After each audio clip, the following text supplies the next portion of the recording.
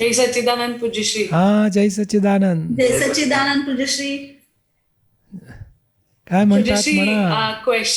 Question મારી આજી સાસુનો હતો. હા, બોલો. એકચ્યુઅલી એ મરાઠી છે એટલે એમનાથી થોડુંક સંભળાશે ઓછું, એટલે હું તમને પ્રશ્ન કહી દઉં.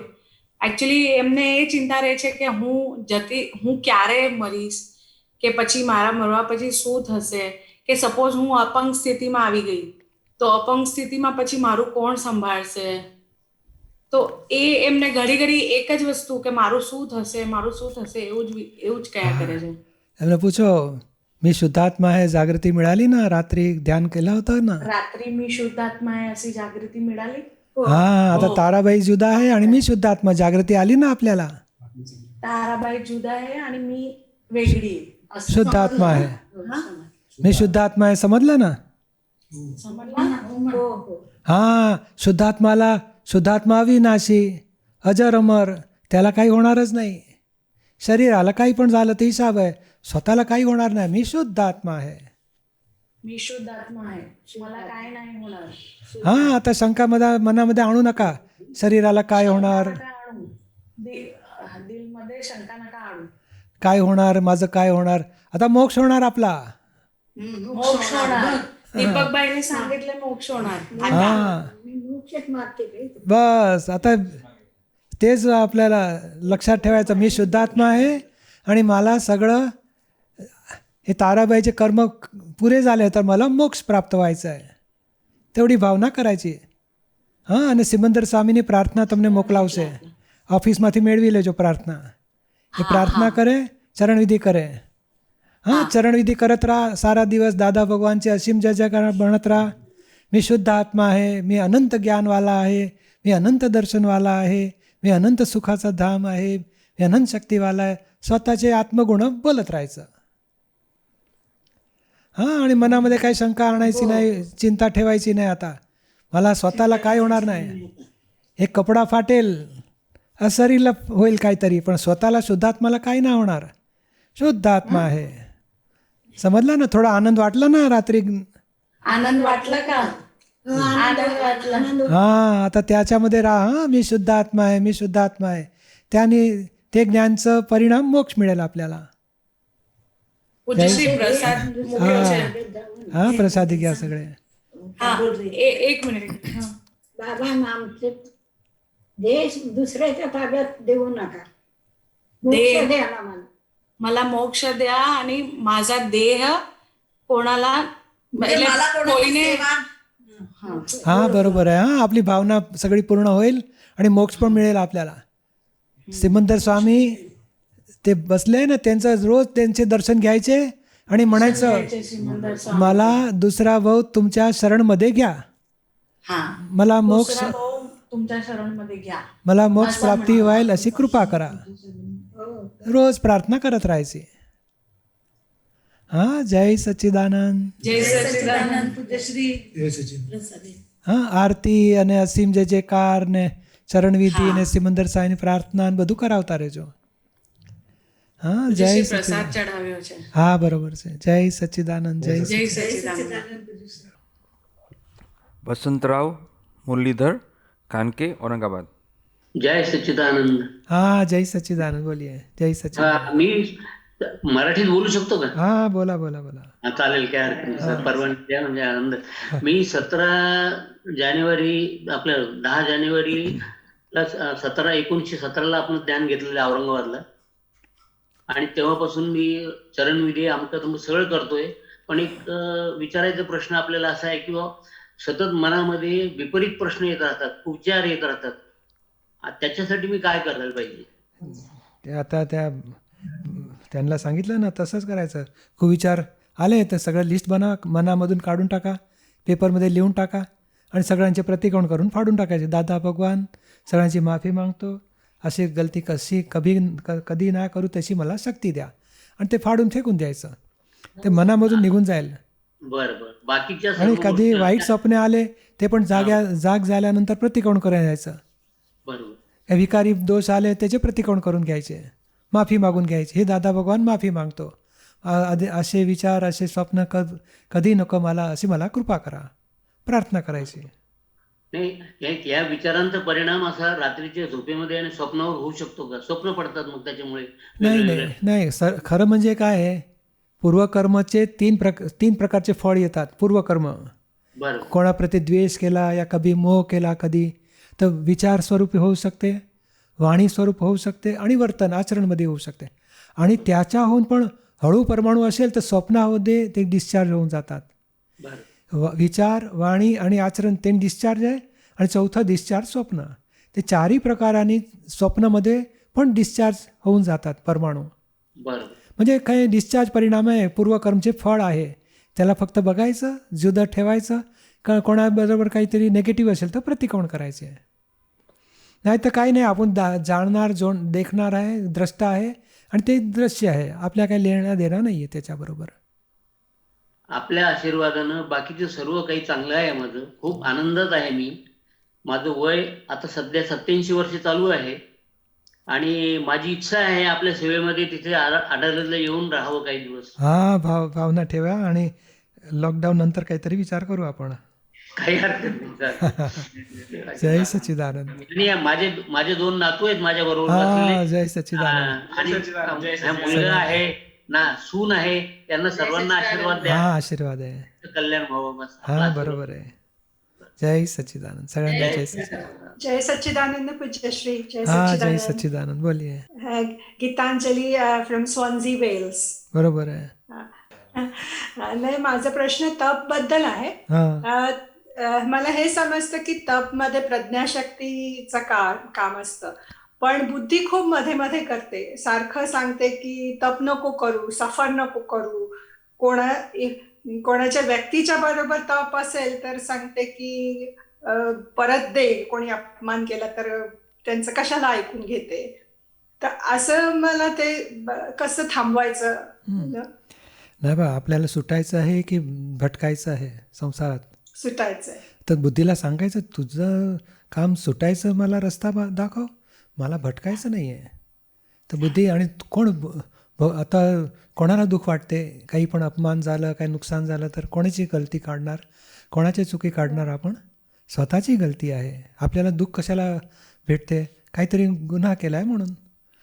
मग गुन्हा वाढवायला पाहिजे की कमी करायला पाहिजे? ते बुद्धी पण ऐकेल. आणि बुद्धी ऐकलं नाही ना तर त्याच्यामध्ये जुदा ठेवायचा. तुझं मी मानणार नाही. त्याचं नाव तप. तू म्हणेल त्याला एक ऐकून दे, एक सांभाळ, त्याला जास्त त्याला तोनी मला काय बुरे शब्द बोलले आहेत, मी पण त्याला बुरे शब्द कहू. आपल्याला काय सांगायचं नाही आहे. आपल्याला सुटायचं आहे. तर सुटण्यासाठी रस्ता जुदा आहे. तप करायला दादा नाही सांगितलं, मार खाऊन मोक्षी जाणार. मार मारून कधी मोक्षमध्ये जाणार नाही कधी. तर सुटायचं आहे आपल्याला. म्हणजे हां, कोणी काय आपली गलती काढली, काय चुका काढली, काय आपल्याला अपमान केलं, आपण जमा करणार. मी काहीतरी पाठवलं होतं ते मला परत आलं. मला दुसरं वाढवायचं नाही आहे, मला सुटायचं आहे. बुद्धी बोलेल का आपण एक सीधा करायला पाहिजे, नाही मला सुटायचं आहे. बुद्धी पण शांत होईल. आणि बुद्धीचं ऐकू नका, इगोला आपल्या घरी आणायचं. इगोचं थ्रू लाईट बुद्धी निघते. तर इगोलाच पकडलं तर बुद्धी आप चूप होणार. इगोला म्हणजे गीतांजली आपल्याला सुटायचं आहे की तक्रार वाढवायची आहे? नाही, सुटायचं. मग तुम्ही प्रतिक्रमण करा आणि जमा करा. आपण तप करून घ्या. दोष काढायचे नाही कोणाचे. तर हळूहळू शक्ती वाढेल आपली. समजलं? आणि तप करताना दुःख होतं, ते नॉर्मल आहे का? दुःख होतं दुःख म्हणजे काय? अहंकारने गुन्हा केला आहे, त्याला दुःख वाटणारच आहे. ते अहंकारचं दुःख बघायचं की अहंकारला दुःख वाटते, ते बघितलं त्याचं नावच तप. आणि ते दुःख मिटून जाणार. त्याची गलत समज आहे म्हणून त्याला दुःख वाटते. गलत समज निघून गेली तर दुःख मिटून जाणार. तो माझ्याकडून 15,000 घेऊन गेला, अरे मी 50,000 घेतले, त्याच्यामधून घेऊन गेला आहे. तर आपल्याला वाटेल नाही, समाधान वाटेल नाही, माझे 50,000 घेतले होते म्हणून पण 15 दिले, अजून 35,000 बाकी आहे. हळूहळू सगळे देऊन टाकले पैसे, मग तो येणारच नाही मागायला. तर आपण ते समाधान घेतलं तर आनंद वाटेल आपल्याला, दुःख नाही राहणार. समजलं ना? हो. हां, जय सच्चिदानंद. जय सच्चिदानंद. जय सच्चिदानंद. मला 5 आज्ञामध्ये राहायची तुम्ही आशीर्वाद द्या. आणि 12वी आपतवाणीमध्ये हे सगळं आहे. तप कसं करायचं, 5 आज्ञामध्ये कसं राहायचं, ते समजून घेतलं तर आपल्याला फार चांगले सॉल्युशन मिळत राहतील. जय सच्चिदानंद. हां बोला बोला. जय सच्चिदानंद. हां बोला. हा, निळकंठ कृष्णा चौधरी, हा. जळगाव. हां बोला. माझा प्रश्न असा आहे, आम्ही स्वामीनारायण संप्रदाय वडताल धाम सहजानंद स्वामी यांची भक्ती आराधना करतो. त्यामुळे आमच्या मनात प्रश्न निर्माण होतो. आपण श्रीमंदर स्वामींचे नाव घ्यायला लावतात तर आमचे दोष निर्माण होतील किंवा बांधले जातील का? नाही नाही, खुद सहजानंद स्वामींनी सांगितलं आहे की तुम्हाला आत्मज्ञान प्राप्त करायचं आहे तर सत्पुरुषकडे जा, तर तेच आपल्याला प्राप्त झालं, ते खुशी होणार. स्वामीनारायण भगवान खूप खुश होणार. हे आमच्या वचनामधून सांगितलेलं आहे. सांगितलंय, आमच्या वचनामृत मध्ये सांगितलेलं आहे. हां, क्रोध मान मायालोभ सत्पुरुषच्या शरणमध्ये गेल्या तरच ते खतम होणार, त्यांनी सांगितलं आहे. आणि तेच तुम्हाला वचनामृत मध्ये सांगितलेलं आहे. तेच तुम्हाला प्राप्त झालं काल. जय सच्चिदानंद. हां, आणि तुम्ही जय सच्चिदानंद म्हणणार तर सहजानंद स्वामी खूप खुशी होणार, क्योंकि सच्चिदानंद आणि सगळ्या भगवंताला पोचतात, स्वतःच्या सुद्धा सगळे भगवंताला पोचणार. स्वामीनारायण म्हटलं चालेल का? हां, केला तरी हरकत नाही, पण स्वामीनारायण भगवान ते लोक मानतील आम्ही तर वैष्णव आहे, हे स्वामीनारायणवाले, असं त्यांना पक्षपात वाटेल. आणि जय सच्चिदानंद सांगितलं तर सच्चिदानंद तत्वस्वरूप शुद्धात्मा सगळ्यामध्ये बसला आहे, त्या सच्चिदानंद स्वरूप आहे. म्हणजे कोणालाही काही जुदाई लागणारच नाही, भेद वाटणारच नाही.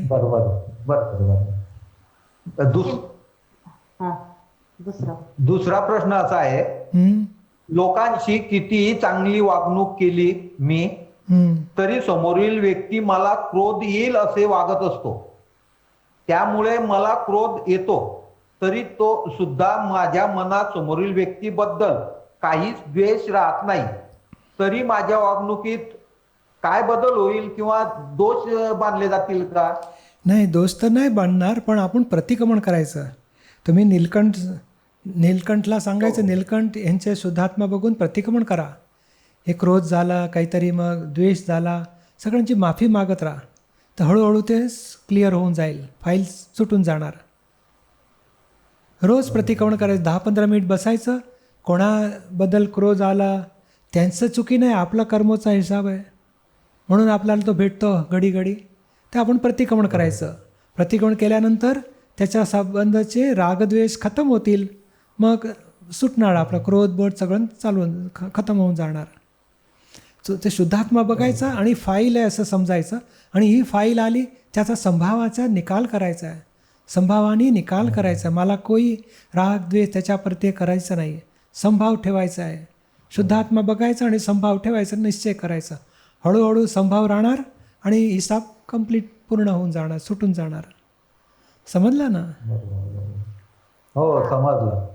एक आणखी छोटासा प्रश्न आहे. काय? जे आपण या जन्मामध्ये जे कर्म करतो ते पुढील जन्मात आपल्या बरोबर येतात, तर मग कर्म आत्मा आणि शरीर हे वेगळं आहे, तर हे कर्म आपल्या सोबत पुढच्या जन्मी कसे येतात? ॲक्च्युली आत्मा आणि शरीरमध्ये अहंकार आहे. शरीरचं मी आहे मानणारा अहंकार, तर शरीरद्वारा अहंकार कर्म करतो आहे, आणि तो अहंकार आत्माबरोबर दुसऱ्या अवतारमध्ये साथमध्येच राहतो. तर त्या अहंकारने सगळं कर्म जमा केले कारण शरीरमध्ये, ते दुसऱ्या अवतारमध्ये कार्यशरीर होणार, आणि तोच अहंकार कार्यशरीरद्वारा कर्माचे फळ भोगवेल. समजलं ना? हो, समजलं. अहंकार साथमध्ये राहतोय, देह तो सुटून जातो, पण अहंकार साथमध्ये राहतो आत्माच्या बरोबर. तो अज्ञानमुळे खडा उत्पन्न झालेला अहंकार आहे, आत्म्याबरोबर राहणार आणि तो कर्माचे फळ भोगवेल. समजलं ना? हो, समजलं. हां, जय सच्चिदानंद. हां, जय सच्चिदानंद. जय सच्चिदानंद. ज्योति जैन, इंदौर. जय सच्चिदानंद. हां, जय सच्चिदानंद. बोलिए. हा, काल मी विजया प्रकाश कोल्हापूर. हां, म्हणा, बोला. हा, काल आम्ही ज्ञान घेतलं तेव्हा मला एक चांगला अनुभव आला. तुमच्या कृपेनं तुमच्याकडे भरपूर पाऊस होता, लाईट गेली होती आणि तुमची वेळ झाली त्यापर्यंत ती लाईट येऊन व्यवस्थित मला ज्ञान मिळालं. हा माझा अनुभव. त्याच्यानंतर रोज रात्री मला झोप लागत नव्हती अजिबात. ते सिद्धार्थाचं नाव ते झोपल्यानंतर सकाळी 6 वाजता जाग आली. असा छान अनुभव मिळाला आणि असा माझ्यावर रात्री आशीर्वाद असू दे. हां, मी शुद्धात्मा आहे, शुद्धात्मा आहे म्हणत म्हणत झोपले घेतले ना. हो सिद्धार्थ असं म्हणतच झोपले का. तर रोज ते जागृती ठेवायची, मी शुद्धात्मा आहे, विजया अलग आहे. आणि दादा भगवानना असीम जे कार म्हणत म्हणत झोप घ्यायची. शरीराला आराम पण मिळेल आणि स्वतःच्या शुद्धात्माचा पॉवर पण भरून जाईल. अशीच कृपा असू दे तुमच्या आमच्यावर. हे शारीरिक त्रास क्या आहे, जुदा ठेवायचं. विजयाला होते मी शुद्ध आत्मा, विजयाला म्हणायचं आपलं काहीतरी कर्म केलं आहे तर फळ आलं आहे, समताभावाने पुरू करा. आपण हळूहळू पुरा होणार. आणि मी शुद्ध आत्मा आहे. आता होळी जळत असते तर आपण कसं बघत राहतो, हा लाकूड जळला, हा लाकूड जळला. तसं शरीराला हात दुखतो आहे, पाव दुखते आहे, डोकं नाही दुखत, दुसरा हात चांगलं आहे असं बघत राहायचं. कुठे काय बिघाडी झाले, कुठे काय चांगलं आहे बघत राहायचं. आणि शुद्धात्माचा आनंदमध्ये राहायचं आपण.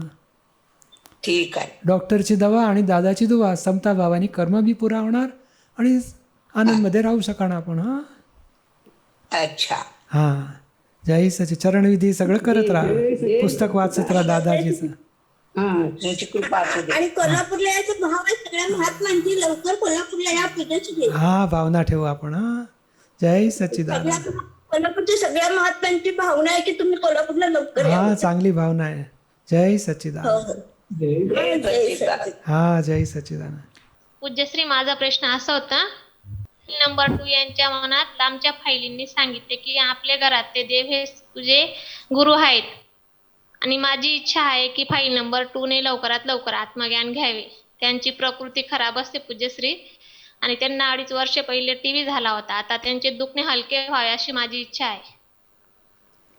ॲक्च्युली जे म्हणतात ना का देव ते आपले गुरु, पण ते रिलेटिव्हसाठी आहे. आत्मासाठी तर देव, आत्माची पहचान तर बाकीच राहिली, आत्माची ओळख तर बाकीच राहिली आहे. ते ज्ञान म्हणजे आत्माची ओळख होते. शरीराचे गुरु आहेच, जे आपले देव आहे, इष्टदेव आहे, गुरु आहे, ते करेक्ट आहे.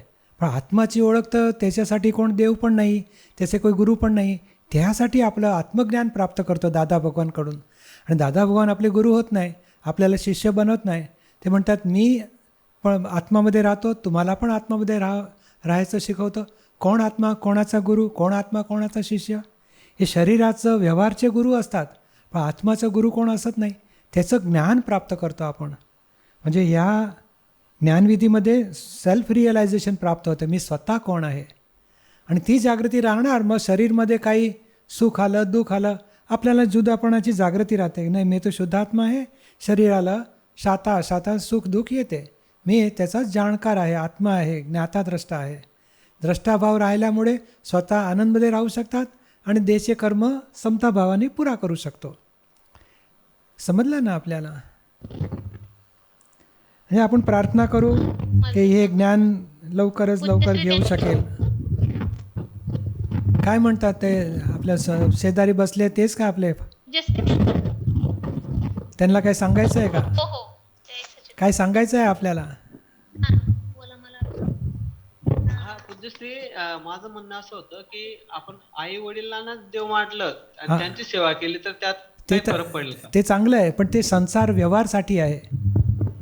रिलेटिव्ह शरीर म्हणजे संसार व्यवहारसाठी. पण मोक्षसाठी स्वतःच्या आत्माला जाणायला तर पडणारच आहे. आईवडिलांना पण आत्माचं ज्ञान द्यायची जरूरत आहे. हे आईवडील एका अवताराचा हिसाब आहे. ती आईवडीलची सेवा तर करायलाच पाहिजे. आईवडील आणि सासू ससरा त्यांची पण सेवा करायला पाहिजे. आणि आपण ते सगळ्यांना शिकवतोच. आईवडिलांची छोट्यांना पण शिकवतो, बच्चांना पण, छोट्या बाळांना. आईवडिलांचा उपकार सारी जिंदगीभर विसरायचं नाही. पण दुसरा पार्ट अलग राहतो. शरीराचे आईवडील आहे, पण आत्माचं कोण, त्याची ओळख बाकी राहिली. आणि ते हे ज्ञान आहे जे कृष्ण भगवानने अर्जुनला दिलं होतं की तू आत्मा आहे, सगळ्यांना आत्मस्वरूप बघ, आत्मवत सर्व भूतेषु तशी दृष्टी ठेव. मग लढाईचं कर्म केल्यापर्यंत पण म्हणजे अकर्म दशा त्यांनी प्राप्त केली आणि मोक्ष गती प्राप्त केली. तर ते जन्ममरणच्या फेऱ्यामधून मुक्ती व्हायसाठी आत्माचं ज्ञान आहे. समजलं ना? आई वडीलची सेवा तर बरोबर आहे, करायलाच पाहिजे. आणि सासू ससुरची पण सेवा करायला पाहिजे. बरोबर आहे, ते तर सोडायचंच नाही. ते महाभाग्यशाळी असेल त्यालाच आई वडील नाही तर ससूची सेवा मिळेल. आम्ही तर ते फरजियात सगळ्यांना शिकवतो, हेच करा, सोडू नका. सारी जिंदगी संसारमध्ये सुखी व्हायचं असेल तर आई वडीलची सेवा करायची आणि ससूरची सेवा करायची. भाव बिघाड्या बिना एकदम हार्टीली करायची, पूज्यभाव ठेवून करायची. तर आपलं जीवन सुख शांती आणि लक्ष्मी संपत्ती सगळं राहणार सारी जिंदगी. बरोबर आहे. हां, आशीर्वाद आहे. हां, जय सच्चिदानंद, जय सच्चिदानंद, जय सच्चिदानंद. ज्ञानेश्वरी उसनार पुणे. हाँ, सभी को जय सच्चिदानंद. ध्यानी श्रीमाली बड़ोड़ा. हाँ, बोला.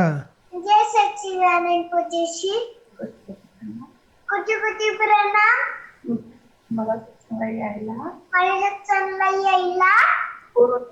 येता येत नाही.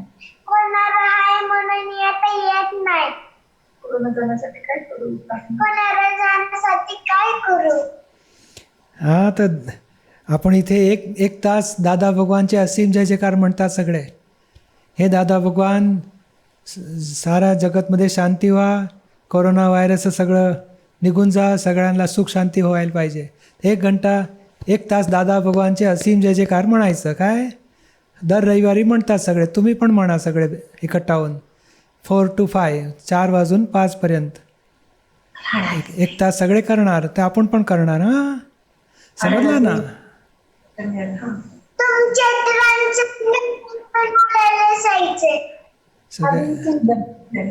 काय म्हणते? दर्शन घेण्यासाठी अडलजला यायचं. हां, बरोबर आहे. हां, जय सच्चिदानंद. सगळ्यांना जय सच्चिदानंद. जय सच्चिदानंद, जय सच्चिदानंद.